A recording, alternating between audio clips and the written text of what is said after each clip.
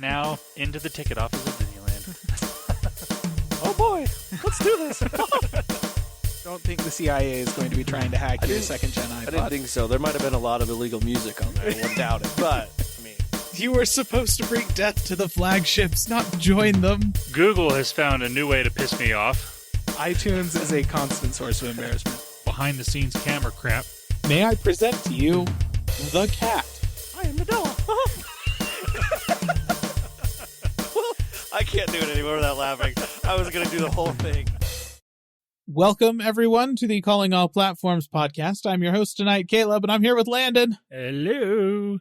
And special guest, Not Wes. It's Not Wes. Welcome, Not Wes. Oh, right. He's not here. It's a strong silent type. So we are once again without Wes this week, listener. And this time, it's because he is once again being a good dad and taking care of his sick kids. They have like a stomach bug or something at their house. So, yeah, you know, thoughts and prayers for Wes as he's cleaning up vomit or whatever he's doing. It's unfortunate. But good luck to you, man. I was going to say, it just once again proves that really nobody actually cares about Microsoft. I mean, I'm not going to disagree because I kind of don't, but right, yeah, don't really have a way to finish that thought. So we're going to move on. We're going to start actually with a Google pre-event hardware launch, which is a thing that makes sense. So much sense. Sadly, it kind of does when it comes to Google. and unfortunately, I mean, usually we've already talked about how they already announced more or less the phones that they're going to be announcing next week. I mean, that's true. But this wasn't even that. This was something entirely different. And of course, it happened the day after we recorded, listener, because that's how all these tech companies like to do things. They just hate us, apparently. Which, yep. Okay. Us personally. It's weird. They favor everyone else, but they're like, calling out platforms. No. Anyways. So this wasn't even an event. This was just basically posts online saying, hey, look, we got new stuff. And it was things that, they've been leaked forever because it's Google and it's 2024 and all their stuff gets leaked. That's just how it is nowadays. Yeah. So the things that were announced, there was a new Nest Learning Thermostat and a new, unfortunately named Google TV Streamer, which has to go in the nominations of worst tech name of the year because obviously. Yeah. But let's start with the Nest Thermostat. So this is the first Nest Thermostat in a while. Like, I don't even remember when the last time these were updated. Yeah. Granted, it's a thermostat. How often do you really need to upgrade? No. So that's fine.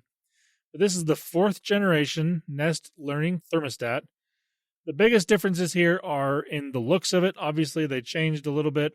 It still has that more or less iconic Nest look to it. Like it's got the big display on the front. It is nice and shiny around the edges. It looks good. It does have a slightly bigger actual display on it than the previous generation, which in turn does more than what the previous one did. So it can actually show different things on it. And in case you thought this thing had died because we haven't heard from it since the Pixel 4, the Soli sensor, listener, if you remember that, Pixel 4's little radar sensor thing that they had on the phone and different things, this now has that, and it can tell more easily if you are looking at it from a greater distance. And based on how far away you are from it, will show you different things on it. So, wow. The way this sensor works is say you're sitting on the couch, you'll just glance over at the thermostat. It can, if you are in eyesight of it, it can, it'll just show you the temperature in bigger, bolder letter or like, picture. Yeah, basically. big font. So it's easier to see. And then as you get closer to it, it'll start to show a little more detail. Like it can show weather updates or like different thing, like just a bunch of different stuff on it. So kind of cool the way they're utilizing the Soli sensor again, finally, because it's been I was going to a long say time since they've used it. I remember this thing, but holy cow. Yeah, I mean, the last time we saw it in a hardware product was the Pixel 4, and it didn't work great on there. You were supposed to be able to like swipe your hand over it to change songs or different things like that. That's right. And it only worked like half the time, if that. It's like a core memory unlocked right here. Holy cow. I mean, the people that I knew that had the Pixel 4, the biggest benefit they got from the Soli sensor was faster face unlock, basically. Because like it had all the same sensors as what is in Face ID on the iPhone, but then you added the radar sensor, so it just made it could sense you coming to the phone quicker. So it was basically unlocked right when you picked it up and looked at it. So it was a little quicker. That was the biggest benefit that I saw from Soli. None of the other stuff, because none of the other stuff, like I said, actually worked. Yeah.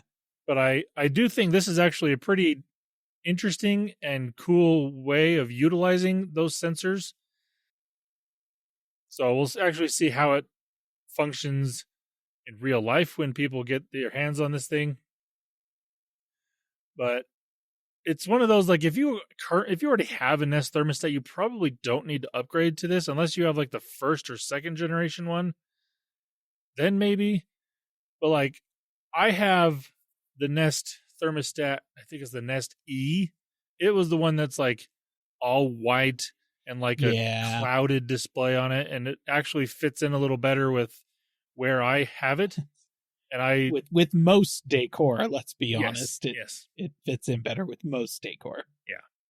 So like, I'm not going to be buying this because I don't need the next generation of thermostat, pretty much.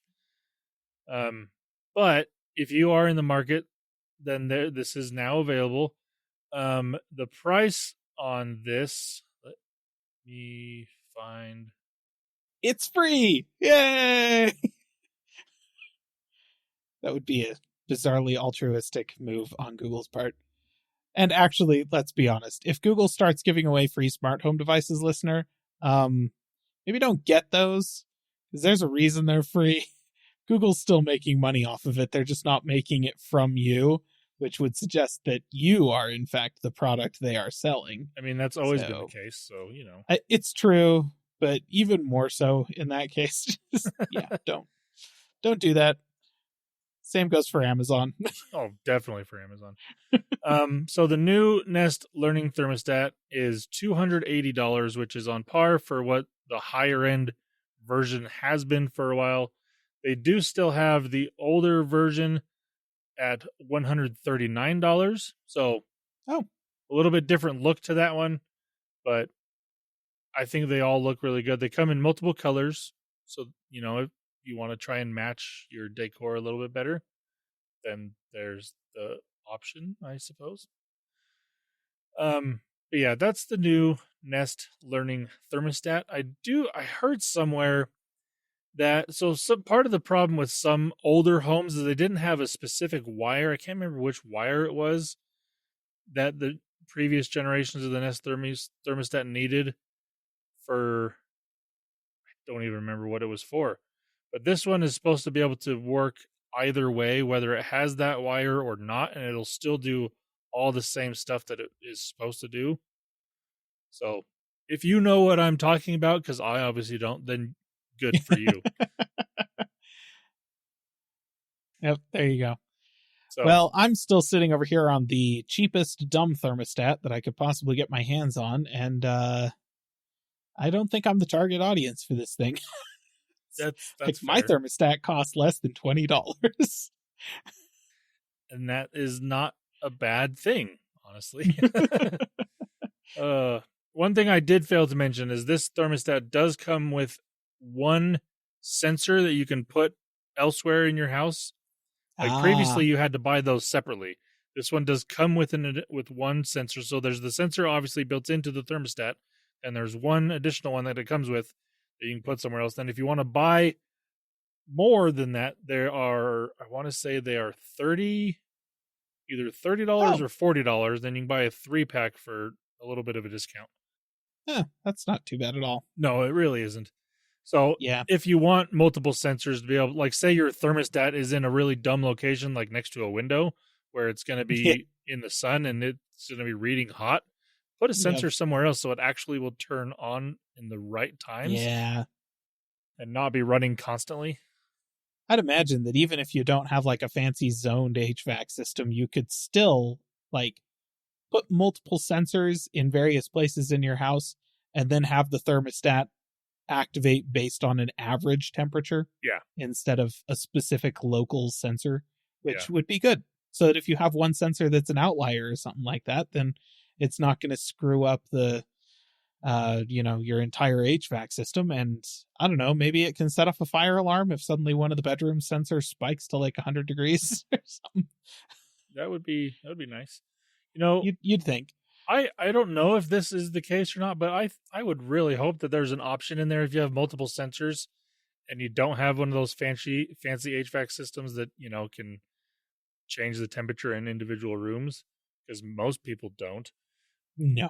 But if you have multiple sensors, be like, okay, I want this time of day to focus on this sensor and this time of day to focus on this sensor. Yeah. That would be really cool. Being able to like change the programming around those different sensors, I feel like that would be extremely beneficial and probably already exists in the software, I would guess. I would hope so.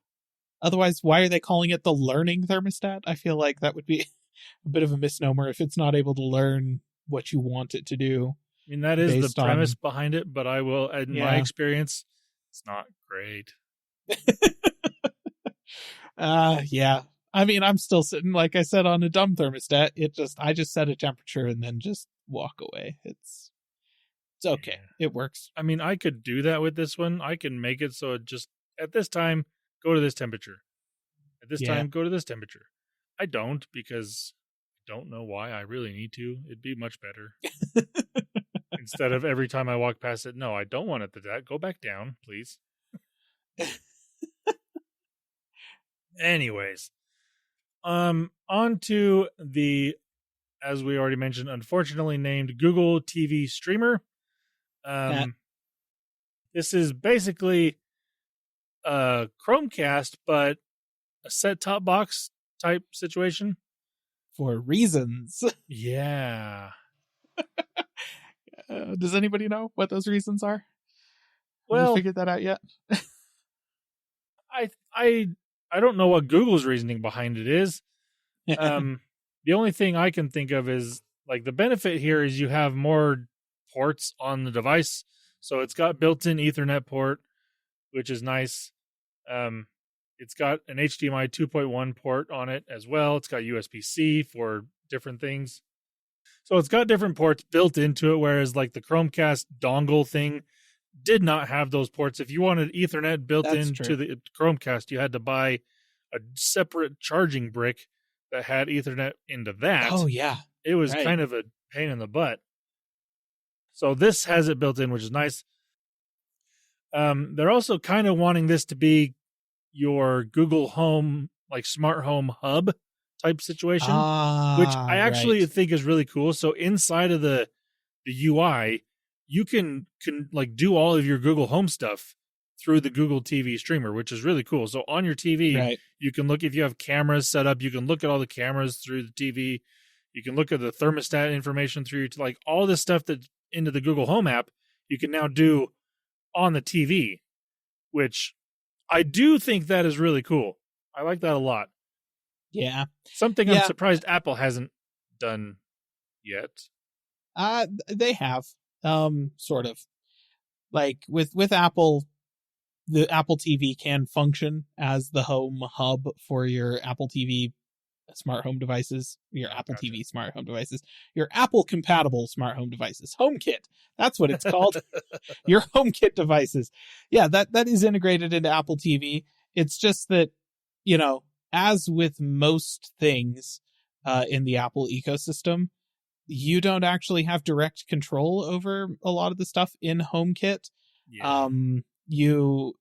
So you can't, like, at least as far as I'm aware, you can't go into the Apple TV and like individually control all of your HomeKit enabled devices. Like if you want to issue a command to do something, like to turn on lights or turn off lights or something like that, you can't do that through the HomeKit app in there. I think you can do it with Siri on the Apple TV, just like you would on your iPhone. And if you're watching TV and somebody rings your doorbell, then it is set up to where it will automatically pop up your doorbell camera on the TV and show you stuff like so that stuff is integrated into that.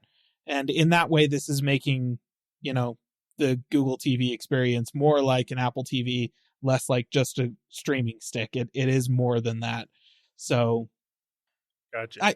There's that. I guess it's not a thing that I think about because I don't have any smart home stuff, and I do not intend to get any smart home stuff. So that's Fair. a function of my Apple TV I do not use, have never really looked at, don't know all the specifics, but there is some of that functionality definitely exists on the Apple TV. Yeah, that makes sense. Other features on this, so it does do 4K at 60 frames per second, so that's nice. It has Dolby Vision, HDR10, HDR10 Plus, support Dolby Digital Audio, Dolby Digital Plus, and Dolby Atmos. Wow, why does Dolby have so many? Anyways, it's kind of their whole thing. I mean that's true, but there's so many different versions.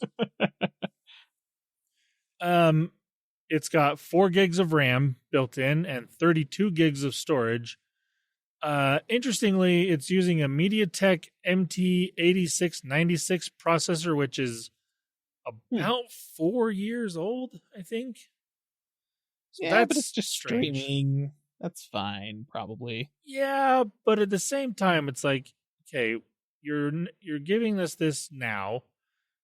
Could we have gotten a better processor that is a little more future-proof, maybe? I mean, I am not even sure exactly which processor is in my Apple TV, but it's at least 4 years old. And the Apple TV is itself about 4 years old. Well, yeah, but Apple expects that thing to flip and play video games because they're psychos. I don't know. That's fair. That is fair. The other really cool feature about this, though, so it's got the remote, which if you have a Chromecast with Google TV, like I do, then you're familiar with the remote. It's a very similar remote. It's got all the same buttons and everything. It does have a customizable button on this one. So it's got a YouTube button and Netflix button that you can automatically go to those apps. And then the customizable one, you can have it open a different app, or I don't know exactly how customizable it is, but you can at least make it go to a different app if you want it to, or something else. That is nice.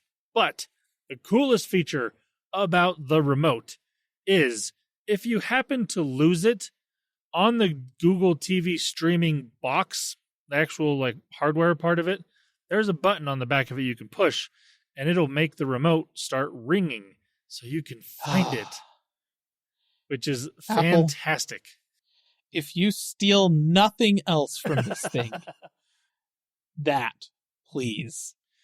I mean, I wish they would make it more similar to like a Find My type situation. That's true. And I guess the most recent Apple TV remote does actually support Find My integration now, so maybe it's a moot point, but still. Yeah, I do like that there is a physical button on the product itself that you can push to make it work. Yeah. I don't know if you can do this inside of the Google Home app on your phone and be able to find the remote, but at least there is an option to find it in case, because it is a very small, slippery remote. It's not nearly as bad as the Apple TV remote when it comes to that, but it is still similar in size and shape and losability. Yep. Yeah, well, and like that's the thing. Apple's all like, "Hey, we put Find My integration into the Apple TV remote," but it's not like it doesn't have an ultra wideband chip on it. It's just using the Wi-Fi, basically Bluetooth. Yeah. It's using a Bluetooth signal to find it, and that's like, okay, it's in the room with me. Thanks. That doesn't help. I know it's in the room with me. It never leaves this room. It's a TV remote. Being able to push a button on the Apple TV and make the thing make a noise, that is so much more helpful than Find My integration if it doesn't have the ultra wideband chip in it. Like if it was ultra wideband, then yeah, that would be helpful. You could use an ultra wideband phone and it would direct you right to it. But it's way cheaper to just put a tiny little Pico speaker in there and a little button on the Apple TV and just let me push the button and it just goes ring. Yeah. Please, Apple, please. This is common sense crap. Like, seriously. It really is. And I'm really glad that Google did put that in this because, again, these remotes are super easy to lose, especially if you have children. Yeah. Oh, yeah. They're going to be gone. And they're so small. Like back when I was a kid, it wasn't nearly as big of a problem because the remotes were gargantuan. Yeah. You know? Especially like if you had a universal remote today. Like oh yeah. Those old universal remotes were like the size of 3 remotes in one because they were 3 remotes in one and they just didn't take the size down at all. They had like 64,000 buttons on them and everything. And it's like, yeah, sure, you lost it between the cushions, I suppose, because you sat on it, but it was not hard to find. No. You just kind of like, oh, yep, it's right there on that cushion, that kind of thing. New remotes, like, man, those slide down in the cushions. They're like, they're gone. They face through the couch and into the floor. Somehow like into the basement. Yeah. It's just, they just like drop through the video game level into unrendered space below your house. They're insane. It's crazy. So yeah, that's my favorite feature about this whole device is the remote being able to have like produce a sound when you lose it. Great. Yeah, no, that's awesome. The other really cool feature is the price. So they've made this obviously to compete with products like the Apple TV. But this one is only $100, which is much better and much more affordable. It's still way more expensive than like the Chromecast with Google TV. I think was like $50. But again, if you paid $50 for that, you were doing it wrong. Yeah, don't do that. Like I still have one somewhere sealed in a box because Google just gave one to me. I don't even remember why. And I already had a different one that I got for like $20 some other time. So it's like, if you bought one of those brand new at full price, you should have gotten 3 for that price. Yeah. Anyways, $100 really isn't too bad for what it is. And it is also, like I said, it's made to be seen. Like they didn't make it so you can just hide it like the dongle, which for some people is potentially going to be a reason not to buy this. I understand that. Like you have a certain aesthetic you're going for on your TV, very minimalistic maybe. Like we've got a lot of stuff connected to the wall behind our TV because we want to hide it. But this one is meant to be out in the open. It will function better if it has more direct line of communication with the remote. It should still work fine if you put it somewhere, but Google is saying it's not meant to be put in a cupboard or hidden out of the way. Yeah. It will work better if it has that direct line of sight, but it probably will still be okay otherwise. I mean, I suspect that it's probably like a home hub type thing where they're like, yeah, the more out in the open it is, the better it's going to be able to receive like weaker Bluetooth signals from some of your smart home devices and whatnot. Yeah. So that might be part of it as well. Yeah. So I actually really like it. I don't think I'm going to get one because I'm not in the market for something like this. I have a Roku TV. I have multiple Chromecasts with Google TVs. So I don't necessarily need this, but I do like that they are in the set-top streaming box type thing. Yeah. That market is really, we need more people in that market because basically it's always been Apple or NVIDIA. If you want an NVIDIA Shield, which has been like the go-to when it comes to Android TV experiences. Yeah. But now It's just much more powerful than the other options. Like, yeah, by a lot. Yeah. I mean, if you're looking to play games on that device, that's the one you go for sure. Yep. But I like that there's another one now available from Google. So that's cool. But the biggest downside to this new Google TV streamer, I have to start something, listeners, so just be patient.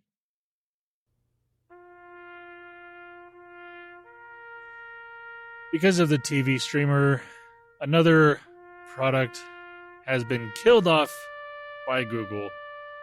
This time, unfortunately, is the Chromecast. Freaking Google.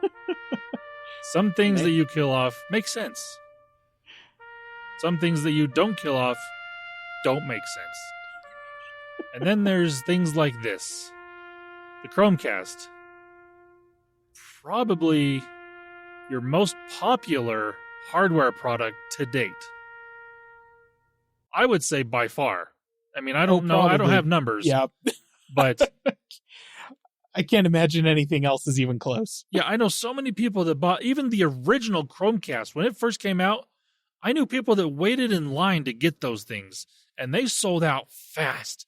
Like, you had to be at Best Buy on delivery day to get them, and hopefully you'd get one because half the people that worked at Best Buy were just taking them home themselves. So, like, trying to get these things when they first came out was a pain in the butt. And they've gotten better over the years, and they're just great. But now they want to focus, I guess, on the bigger product. So they're no longer going to be having the Chromecast that plugs directly into your HDMI port on your TV, which is really too bad because it was a great product. It worked exactly how it was supposed to. And it worked no matter what device you had. That was really the biggest benefit to it. Like, you could cast from an iPhone, you could cast from a Windows computer, you could cast from a Mac, an Android device. You know, you could cast from anything to the Chromecast and watch on your big screen TV. It was great. Yeah. I think my favorite part about the Chromecast was that it had a very recognizable, like, reasonable brand. Mm-hmm. Chromecast. It was designed to cast things from a tab in Chrome to a TV. Yeah. Chromecast. I love it. Makes sense. It grew beyond that. The brand expanded to include casting from things that are not Chrome and also streaming stuff directly from the cloud. Okay, that's fine, but it was still just a nice, recognizable brand. Google TV, also a nice, recognizable brand. That would have been fine. The Google TV streamer, obviously, it's a streamer, you dorks. It's a TV thing that you put on your TV for streaming for that. We all know how this works. Google, you didn't have to put it in the name of the... What the heck? You got rid of Chromecast to give us TV streamer? Yeah. Even if it was just Google TV Cast, that would have been better. It would have been using an existing brand as well. Yeah. Like, what the heck? Like, everyone knows Chromecast. Like, Yes. even if you didn't own a Chromecast, you knew, like, I mean, you just use the term casting, but that came because of the Chromecast, because you would cast to your TV from your phone. That was Chromecast built into the TV at that point. Like, that's just how it works. And, like, the iconography, the little logo that they had for Chromecast is everywhere. People know what that does. And so just to kill it off all willy-nilly like this, it's like, Google, seriously? What? Why? Yeah. Why? I really do not understand. Classic Google. Like, this baffles my mind way more than killing off Stadia prematurely. Like, Yep. that one I could kind of see to an extent because obviously they didn't have the people using it. That was just really early. This one, on the other hand, it's like, you've been doing Chromecast for at least 10 years at this point. Why? Yeah. Doesn't make sense. Ugh. Oh, well. That's all of my Google news for this week. Now, next week, on the other hand, because like I mentioned, Google has an event tomorrow And that's Yeah. their actual made by Google event where we are expecting phones, watches, who knows what else. I mean, there's going to be lots of more hardware to talk about and new AI stuff because reasons. I don't know. Oh, everything's going to have the word AI in front of it. Oh, I did forget. Speaking of AI. Oh, no. Mm-hmm. I guess Oh, no. if you're really into AI art, I suppose, the TV streamer has the option to, as your screensaver for your television, you can give it a prompt and it will make AI art based on that it will display on your TV as the screensaver. So there's that. That's a terrible idea. Right? I mean, Oh my gosh. It made sense with Chromecast. You know, you could have your Google Photos library be the screensaver or different things like that. That makes perfect sense. Yeah. AI art based on, I mean, you can give it whatever prompt you want. And all of a sudden, that's on your television AI version. That's not sketchy at all. I can just tell you right now, listener. First of all, even if you pick some innocuous prompt like photos of misty forest glades or something like that aren't going to have people in them or animals in them or something like that for the AI to screw up, the art is still going to feel very flat and dull and derivative in comparison to actual photos taken by actual people. Yeah. Because AI art all feels dull and lifeless and derivative. But then, if you want to, you can totally put something like, I don't know, pictures of a group of friends laughing on the beach. And that can be your prompt. And you're just going to get horror show after horror show of like these eldritch body horror abominations as your screensaver for your TV. Just put that on a Samsung frame and have that up for visitors that come to your house. This is dumb. Can we just stop with it, please? Oh man. Yeah. It's unfortunate. Wow. Yep, that's pretty unfortunate. Okay, well, next week, more Google things. Lots more Google things. Yay. So, for this week, though, we're going to move on to Apple news. Not news, rumors. Apple rumors about this year's iPhones? No, next year's iPhones, because that's where we're at. I mean, we already know everything about this year's iPhone. We do. And in trying to find interesting things to talk about in the world of iPhones, we're looking forward to 2025 and the iPhone 17 because everyone seems to be in agreement that the iPhone 16 is going to be a yawn. That's my opinion. Just like the 15 and the 14. And the 14. Oh, goodness gracious me. It's been a great couple of years. So, there's a reason I still have an iPhone 13. Same, actually. And this is not going to help. Okay, so the iPhone 17 lineup is rumored at this time to be ditching the Plus line in favor of Air branding.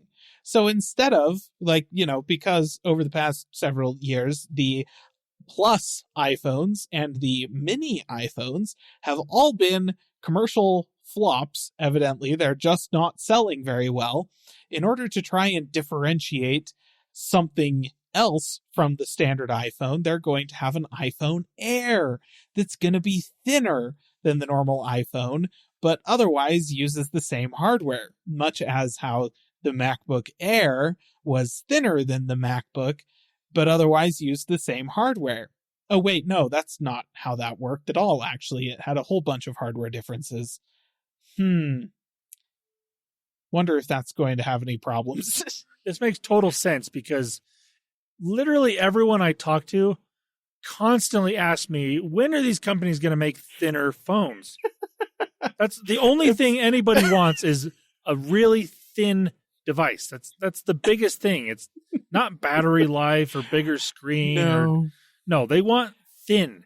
That's all. No. Nobody's asking for that. The thing that I love about this is that the only people the only people on the planet that are asking for their phones to be smaller in any dimension are people like me who want the screen to be smaller. Yes.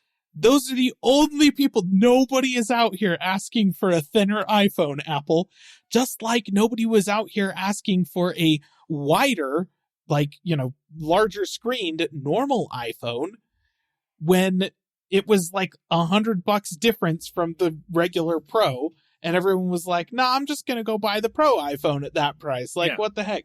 This is doomed already. And it's a rumor. For next year's iPhone. This has already, I am hoping that they kind of leaked this rumor out into the wild to get people's opinions on, hey, what if we were to do an Air iPhone instead of a Plus iPhone? Are you interested in that? And hopefully they will see the reaction and go, mayhaps not. Maybe we should not make this phone. Because, the iPhone 17 definitely, I'm sure they're working on hardware prototypes for it right now, but nothing's set in stone. It's not too late for that. The iPhone 16, that is set in stone at this point. It's shipping, it's being manufactured, everything. But the 17, it's still early enough that we can go, hey, maybe don't do an Air. If you're going to decrease any dimension of the phone, the only one that anyone wants is the screen size. And you've already proven that that's a fairly small portion of your customer base. That yes, people do want that, but not that many. And evidently not enough to make it viable. So maybe just stop doing that. In fact, Apple, I've got one for you. If you're concerned about selling phones kind of in that price range, what you should do is decrease the price a little bit. Yeah, I think that's what you should do. Actually, I think maybe another thing that would work is if you were to say, get rid of the Plus and not replace it with anything and just lower the cost of the Pro by $100, I think you would sell a lot of Pros, See, that would. That's what I was thinking. It's do we really need 4 versions of the main flagship phone? No. Can we just have the iPhone Pro, and the iPhone Pro Max? That's all anybody ever wants. If they don't want the Pro, they're fine with the regular size iPhone. Obviously, They didn't want the slightly larger regular iPhone. Most people didn't want the slightly smaller regular iPhone. They wanted the regular iPhone. If they want the Pro, they would get the Pro. If they want the bigger screen, they'd get the Pro Max, because those make the most sense. You do not need a fourth. If you want a fourth iPhone, keep the SE, because that does make sense and does sell. And that's actually what they probably should be doing, is if you want to sell 4 iPhones every year, just make the SE a phone that renews every year. Yes. You sell one of those, release one of those at $450 or whatever. Then you have your $700, it should be $700, but whatever, $800 iPhone, and then your $900 iPhone Pro, and then your $1,000 Pro Max. Hey, Apple, I just solved all of your sales problems. Yep. Because especially at those prices, I think the normal iPhone should be $700. And then actually, what would make more sense to me in terms of pricing is you sell a $700 iPhone, a $900 iPhone Pro, and then an $1,100 Pro Max. Yeah. You get a little bit more spread there. You get to sell the most expensive one at the expensive price that you currently are already selling that one for. Everybody else feels like they're getting a bit of a discount. The folks that are buying the normal iPhone are all like, you know what, actually, $900 isn't that much more for the Pro. They're going to jump up to that, especially if you make the storage upgrades as ridiculous as you do currently. Seriously. I don't know. This feels like a problem that kind of solves itself if you just look at the market from the perspective of a consumer at all, at any point, even just once.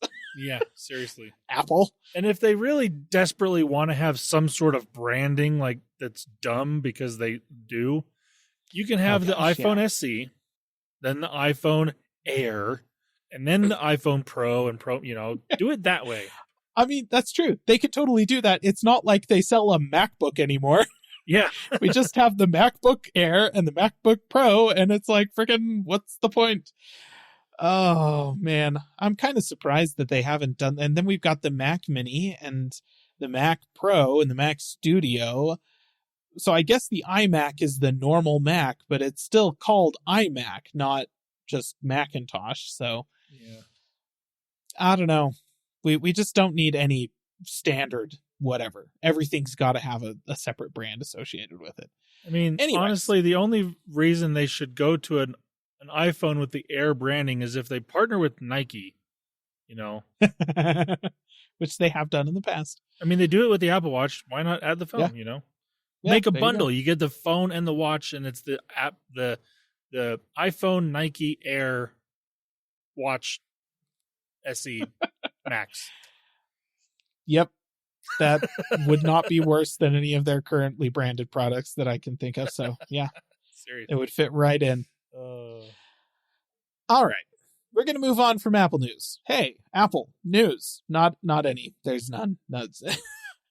We're going to move to general tech now because we are skipping Microsoft because Wes isn't here. And neither of us pay attention to Microsoft. So, yep, moving on.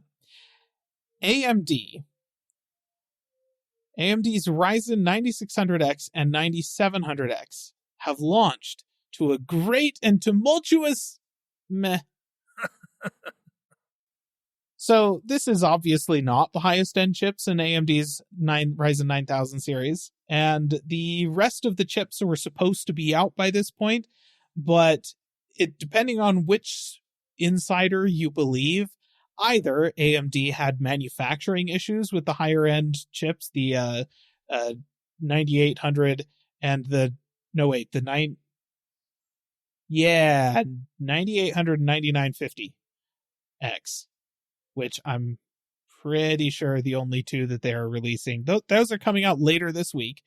There was either a manufacturing issue with those, or they had put the wrong branding on the heat spreaders on the processors. So they said Ryzen 7 instead of Ryzen 9. Or something like that. And so that's why they held them all back and remanufactured a bunch of processors to sell. Anyways, so that means that the launch that we did get, which was just the 9600X and the 9700X, was missing kind of the big show-stopping number makers at the very top. The general consensus is that the 9600X and 9700X are significantly more efficient than the 7000 series processors that they compete with, but not really much faster. So it's like you don't gain a ton of speed, but you do gain a ton of heat and energy savings. And if you cool them well and you overclock them, then you can get quite a bit more speed out of them than what they come with naturally. So, okay. The takeaway is that most people aren't super impressed with them. Most people are waiting for the higher end chips. And generally speaking, if you already have a 7000 series Ryzen processor or even a 5000 series Ryzen processor, now is probably not the time to upgrade if you're looking to go from like a 5600X to a 9600X. Maybe don't do that. Maybe not worth it. In fact, if you're on a 5000 series, if you're on like the 5800 X3D and you want to play games, that's your main use case. Don't. In fact, the 9700X is slower than the 5800 X3D or the 5700 X3D processors, which are still supported, and flippin' AMD keeps releasing processors in the 5000 series, even, though it's been like 3 years since those chips launched, because they're still kind of supporting AM4 and the chips are still really good and really competitive. Man, like good job, AMD, I guess, for your support of legacy products. Not necessarily your new lineup, but whatever. Good job on your old stuff. That people should keep good. buying. You really knocked it out of the park with the Ryzen 5000 series. I tell you what. Anyways, so yeah, that happened. We'll have more details on their higher end processors in the coming weeks. But for now, it's just kind of like, yeah, sure. AMD launched some chips. It's fine. That being said, even with the lackluster launch, AMD's been having a better couple of weeks than Intel. So, Intel's microcode to fix their 13th and 14th generation issues that we were talking about last week, that has now been tested by several tech journalists, and it turns out there is a performance hit. So if you have a 13th or 14th gen Intel processor, you get a new BIOS update that has the microcode fix that is going to prevent your processor from killing itself, just straight up killing itself, there is going to be a performance hit. Now, depending on the use case, depending on the processor itself, depending on the task that you're looking at, and depending on which source you're getting your numbers from, it seems like you could be looking at a hit anywhere between about 1%, which is pretty negligible, to like 20%, which is not. Yeah. So this is still very early days for the testing on these things, and I'm looking for folks to weigh in from sources like Gamers Nexus and that kind of thing, where they do a lot more rigorous testing than most of the journalists that have thus far weighed in. So jury's still out on like kind of exactly how bad this is going to be, but just know that this is a thing that is coming, and it might slow down your processor a little bit. There's a chance it could slow it down a lot. Yeah. So that's great. And honestly, at this point, you may just want to get a refund from Intel and go buy yourself an AMD system. Yeah. That's where we're at. But not the new one. Yeah. I mean, the new one's good. They're very efficient processors, and the prices are actually like, the starting MSRP price for the 9000 series chips is lower than the starting price for the 7000 series chips, but the current price of the 7000 series chips is lower than that. So, you go either way. All right. Now, the last thing in general tech news that I wanted to talk about is something that actually came out a couple of weeks ago. It was about a month ago, actually. But we didn't talk about it because, on the one hand, we sort of forgot about it because it is sort of forgettable. And on the other hand, it felt a little too dystopian for me personally. So, the friend, always listening AI pendant, is literally just a Black Mirror episode in progress. This thing is the latest in the AI wearable devices market that is springing up around us, to the horror of all. So following on the Humane AI pin and the Rabbit R1 is the friend. And it is literally just a little necklace type thing, a little dongle that you wear around your neck that is always listening to everything that's going on around it, and pairs with your phone to run an LLM. And its whole purpose is not to provide helpful inputs or context or anything like that. Its whole purpose from the commercial, as far as I could tell, seems to be to roast you when you're sucking at video games. Pretty much. That's what I got. Or, yeah, I don't know, listener, you should just go look up the commercial for this thing, because even in the attempt to market it, they couldn't make it look like it wasn't a Black Mirror episode in progress. The thing is creepy as snot. Yeah, it's an always listening device that you wear around your neck that is randomly going to send you text messages on your phone. And it's supposed to be like helpful and supportive and like, to help your mental health and that kind of thing. And, it's supposed to joke around with you and be like a funny friend who's going to socialize with you and whatnot. And just from the perspective of, I can't imagine that actually working based on the technology being in the state that it is today. There's the flip side of that, where I can't imagine that being good or helpful or like not like horribly problematic in any way, in a bunch of different ways.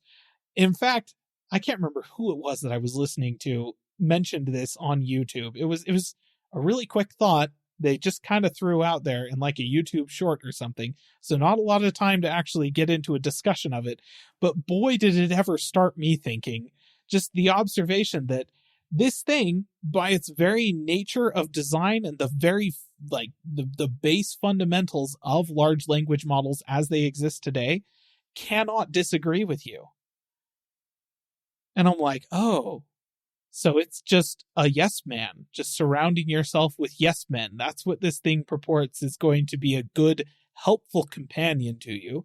It's never going to call you out when you say or do something that is stupid or wrong or rude or cruel or anything like that. It's just going to agree with everything you have.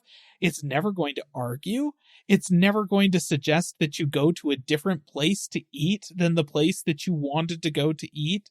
And I'm like, that's not what friends are like. Not good friends anyways. Right, exactly. Like, I don't know, sometimes they're individual people, they disagree. But like the number of times that I have had friends disagree with me or call me out on my crap when I am full of crap, and then with the benefit of hindsight, I'm like, yes, they were correct, in fact, and I should probably learn and grow from this experience. Boy, has that ever happened a lot, you know? The number of times that I've gone to a restaurant that I never would have tried before and found myself thoroughly enjoying a brand new branch of cuisine because a friend suggested it because they didn't want to eat at Wendy's for the 500th day in a row. That's happened quite a few times as well. And boy, is that ever a good thing. This thing isn't going to ever do anything like that. And that is just bad. Like, it's real bad. Yeah. It's so definitely problematic. That's for sure. So yes, Black Mirror episode in progress. We're living in one, listener, as we speak. I mean, isn't that fun? You would think at some point that anybody out there that is in progress of making some sort of individual AI hardware like this would see, okay, this didn't work for them. It didn't work for them. It didn't work for but no, it'll work for us. We got this. We're good. No, you're not. Stop. Man. Just stop what you're doing. Just cut all your losses. That's fine. Go do something else. Obviously, you're probably smart in some way. Go get a job at Google or Apple or Microsoft. Utilize your brain's power for something actually beneficial to the world, please. Yeah. Well, it's just wild because, like, with the Humane AI pin or the Rabbit R1, it was like, we were looking at it, it's the Jurassic Park thing. Your scientists were so preoccupied with whether they could, they didn't stop to think if they should, right? That quote has been running through my mind pretty much continuously for about the past 3 years. And with the Humane AI pin and the Rabbit R1, it was not like, it was like, your engineers were so preoccupied with whether or not they could make this little device to stop and think whether or not they actually could make this little device work. Yeah. Like they're all like, hey, I have this concept. Is the technology there? Can the hardware work? Can the software actually deliver what we're promising? Absolutely not, but I'm going to push it through anyways. Mm-hmm. No, that's not a great way to make a product. This thing is so much simpler. From a hardware perspective, it's just basically a microphone that is sending stuff to your phone. The processing happens there. It's just a large language model. It's a chatbot. That's all it's doing. It doesn't have to provide helpful context to your daily life. It doesn't have to look stuff up. It doesn't have to integrate with apps and issue commands or anything like that. So much simpler. So from a technological standpoint, yes, this thing is possible. We've had chatbots for years. But should you be preying on lonely people who just are looking for some human companionship by selling them a product that isn't going to provide that and is instead going to potentially lock them into some really potentially terrifying feedback loops in their life that is going to make it so much harder for them to socialize and make friends, and may actually, in fact, cost them the few friends or family members that they do have, because it's going to convince them that they should be expecting impossible things from the interpersonal relationships in their life. Like, this thing is going to make the loneliness problem worse if it sees widespread adoption, which I doubt it will, because honestly, it looks really dorky and seems kind of generally stupid. So I don't think it is going to see widespread adoption, but if it did, holy crap, guys, from a societal standpoint, this is not good. Like, don't get me wrong. At some point in time, I would love to see an actual general AI intelligence that is basically fully sentient, that people could make friends with and that kind of thing. But in order for it to hit that point, it needs to be able to have its own personal identity and be able to have its own individual unique thoughts. And it would then disagree with this person in the way that a human would, and would, yeah, that's what socializing is. We're not there. Not even close. Not like 100 years close. We are so far away from that. So yeah, this is a bad product, listener, and don't buy it. And if you hear anybody talking about, hey, yeah, that little AI necklace thing called the Friend, run, screaming out of whatever. That would be so entertaining. Take video, send it to me. Anyways. Yes. And I mean, listener, if you really want something that is quote unquote always listening, that can give you AI information really quickly, let's say you have an iPhone. Maybe look into the AirPods. They have Siri available, and you can just say, hey, Siri. They're listening for that. They're not listening to everything. They're listening for that phrase. Or if you have a Pixel phone or an Android device, maybe get the Pixel Buds. They do the same thing, but with Google Assistant. Well, Gemini now. And that will give you not always helpful information, but definitely more helpful information than what this thing was going to give you. Well, and honestly, if you just want something that is always listening to everything that you say and is randomly going to pipe in with totally unrelated comments, just get an Echo Dot, and stick that in your house. It's going, the random things it pipes in with aren't going to be like roasting you on your performance in Halo. It's instead going to be like, hey, do you want to purchase something related to Halo? But that's not really any less pertinent than the stupid stuff this pendant's going to be saying. Yeah. And yes, if you would like to, I don't know, actually carry on conversations with people, there's not technology to solve that problem. You just have to learn how to talk to people. Go sign up for an improv class. I hear they're required to be nice to you. Anyways, I'm going to move on from general tech at this time and into gaming. Now, there's actually a couple of things in the gaming sphere that I want to talk about, but I'm going to hold on to one of them because it's kind of a serious and actually important topic, and I want Wes here when I talk about it. So we're going to wait. I cannot input anything serious into gaming because we all know this. I'm not Landon saying doesn't this, have skin in this game. Yeah, I'm not saying this is, a downgrade or something bad about me. This is just who I am. It's just the truth. So yes, we're going to hold off on that, and instead going to finish off with this wonderful headline that I'll just read it. In the famously terrible field of video game adaptations, the Borderlands movie stands out in kind of the worst way possible. So I'm just going to read a few of the reviews on Metacritic for the Borderlands movie. Just the highlights. Let's see.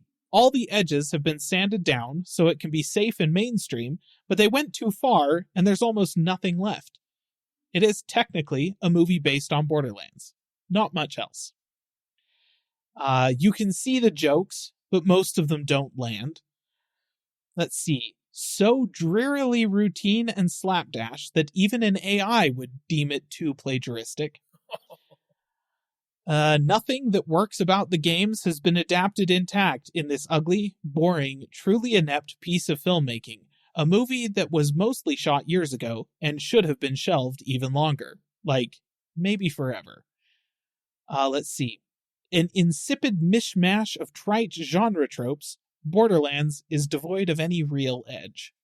And it just keeps going like that. It is on Metacritic currently sitting at 27 out of 100. So that's it's bad. People don't like this movie. If you really want to hear extended ranting about it, there was I believe it was on Outside Extra on YouTube. They did kind of a sit down to talk about it after the fact. And I thought a few years ago that we were finally seeing a revolution in the video game adaptation space. You know, because for years and years in the past, we had Mortal Kombat, we had Resident Evil, we had the Super Mario Brothers movie, but like the old one. Yeah. We had so many terrible video game adaptations to film. And I was convinced that we were just never going to see a good one. And then things started to change a little bit. We got stuff like Rampage, which was an utterly forgettable Dwayne "The Rock" Johnson monster movie, but it wasn't offensive to watch, which was an improvement.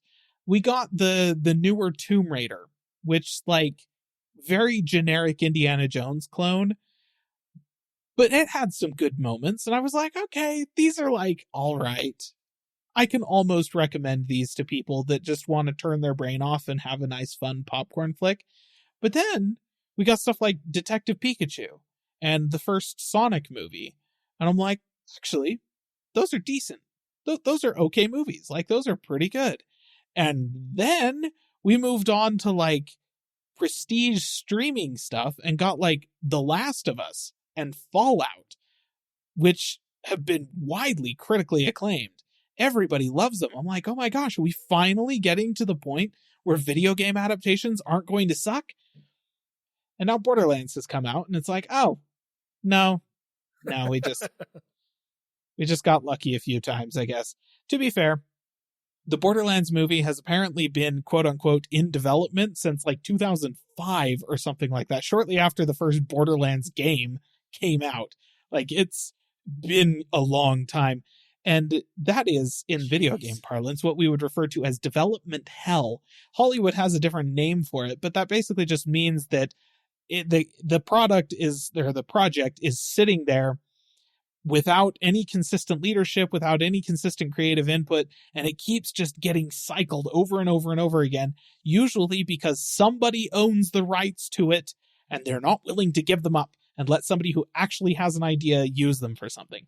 That's kind of what happened with the Borderlands movie. It has been in various stages of development for a very long time, and they finally managed to get the project to limp across the finish line this year, and they probably shouldn't have. They probably should have just let it die. So there you go.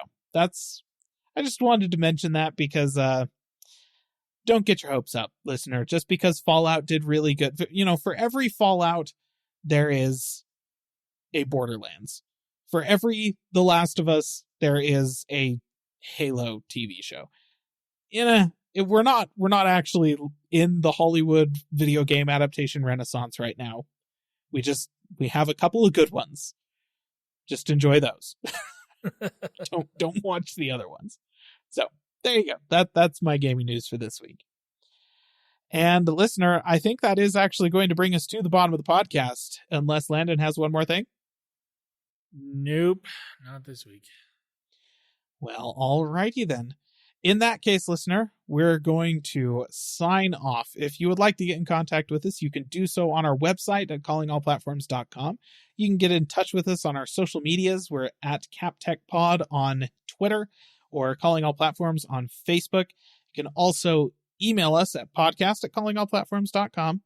And you can find us on YouTube, Calling All Platforms Tech and Calling All Platforms Gaming. And, listener, you can also find us right back here in the podcasting app of your choice next week. Until then, bye-bye. See ya. Calling All Platforms is a production of Supporter Sound Studios. To learn more about how you can support the podcast, go to www.patreon.com/callingallplatforms.